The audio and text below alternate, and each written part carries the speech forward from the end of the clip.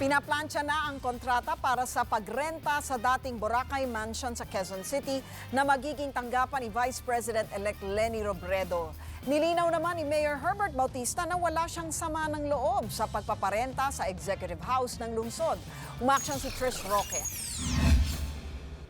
Makukumpleto na sa katapusan ng buwan ang paggawa sa Executive House ng Quezon City na ang dating tinaguriang Boracay Mansion. Ayon kay Mayor Herbert Bautista, pwede na itong lipatan para maging opisina ni Vice President-elect Leni Robredo.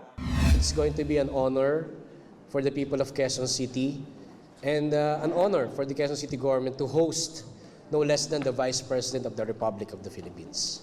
Paglilinaw ng alkalde, hindi totoong napaulat na masama ang loob niya sa pag-alok ni Vice Mayor Joy Belmonte ng property kay Robredo. No, I'm not. In fact, ang pag-design namin ito, this is talagang intended for reception of dignitaries and it's appropriate for the Vice President to stay here, to make this as her office, to receive the same sectors, the same people.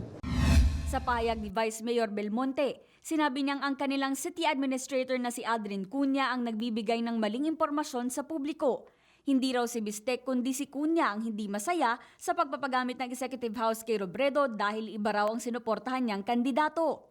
Lahat daw ng data na inilabas ni Cunha para ipakitang hindi pa kumpleto at hindi pa pwedeng lipatan ang bahay ay luma na. Ayon kay Bistek, hindi nagkaintindihan sina Belmonte at Cunha. Palagay ko nagkaroon lang sila ng miscommunication doon. Si Vice Mayor was talking about the offer of the city government to Vice President, making this as her official residence. Si Aldrin naman, si city administrator, is talking about the technicalities of it. Meaning, hindi pa tapos eh. Marami pa dapat ayusin. Yung ibang mga gamit dito, kakabit pa lang. Kanina I was informed, magdi-drilling dito kasi kakabit pa lang yung CCTV camera. Yung gazebo, hindi pa tapos, kabibid pa lang. But the desire, the objective to have this as the office of the Vice President are both the same. Nagpulong na raw ang alkalde at ang kampo ni Robredo kanina para plansahin ang kontrata sa pagrenta sa Executive House. May ilang maliliit na pagbabago raw na pinagagawa si Robredo.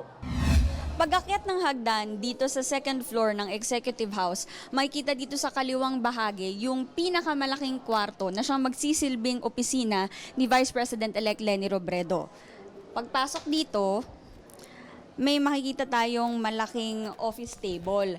Pero itong office table na ito, ililipat na lang daw ito dito naman sa mas malaking kwarto sa loob para magsilbing lamesa ni VP-elect Robredo. Meron nga daw malaking kama dito nung mga nakaraang linggo. Pero si Robredo raw mismo yung nagpatanggal ng kamang ito dahil gusto raw niya na maging purely office space lang itong kwartong ito. Kasama rin sa request ng Vice President-elect na ilipat ang lahat ng paintings na nakalagay sa reception area. Kabilang sa mga aalisin ang painting ng nakabihis sundalo at nakikipaglaban na si dating Pangulong Ferdinand Marcos. All paintings will be taken out. Pati yung mga portraits ng mayor, papalitan ng kung kasya dyan yung portraits ng Vice President. Bukod sa maluwag na living room, may 3 reception rooms na pwedeng gawing opisina. 11 ang banyo at may CCTV room. Magkakaroon din ng gazebo, canteen at quarters para sa Presidential Security Group. Hindi pa napagkakasunduan ng presyo ng renta sa Executive House dahil ang Commission on Audit ang magtatakda nito. Umaaksyon, Trish Roque, News 5.